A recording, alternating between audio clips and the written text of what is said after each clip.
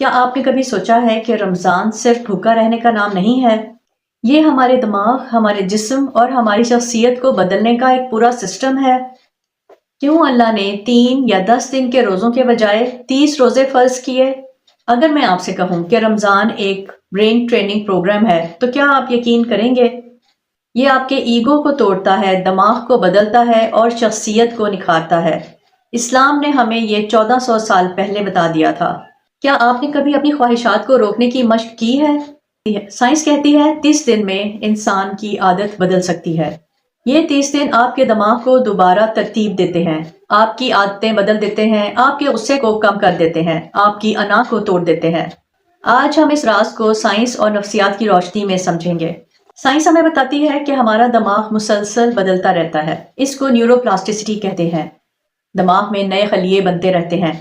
سائنسدانوں نے ایک کیمیکل دریافت کیا ہے جسے BDNF کہتے ہیں، یعنی برین ڈریون نیوروٹرافک فیکٹر۔ اس کو آسان زبان میں دماغ کی کھاد بھی کہا جا سکتا ہے۔ جب یہ کیمیکل بنتا ہے، دماغ میں نئے خلیے بنتے ہیں، یادداشت بہتر ہوتی ہے، سیکھنے کی صلاحیت بڑھتی ہے اور ڈپریشن کم ہوتا ہے۔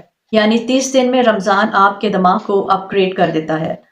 ماہر نفسیات مارٹن سیلیگمن نے بھی اس بات پر زور دیا کہ انسان کی سوچ اور رویہ مستقل مشق سے بدل سکتا ہے۔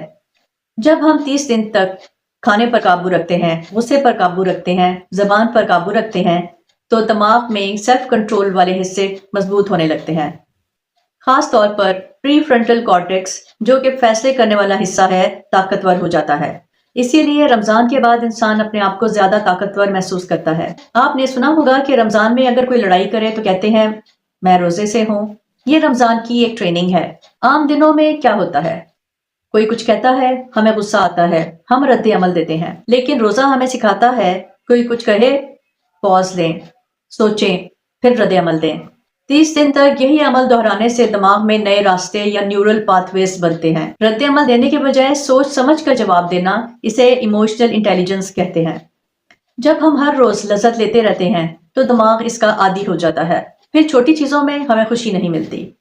رمضان کیا کرتا ہے؟ دن بھر کھانے سے پرہیز، خواہشات پر قابو، سادہ افطار، عبادت پر توجہ، یہ سب مل کر دماغ کو ریسیٹ کرتے ہیں، جیسے موبائل ریسٹارٹ ہوتا ہے۔ 30 دن کے بعد انسان چھوٹی چھوٹی چیزوں میں بھی خوشی محسوس کرتا ہے۔ ہمارے جسم میں ایک اہم آرگن ہے جسے ویگس نرو کہتے ہیں۔ یہ ہمارے دل، سانس اور جذبات کو کنٹرول کرتا ہے۔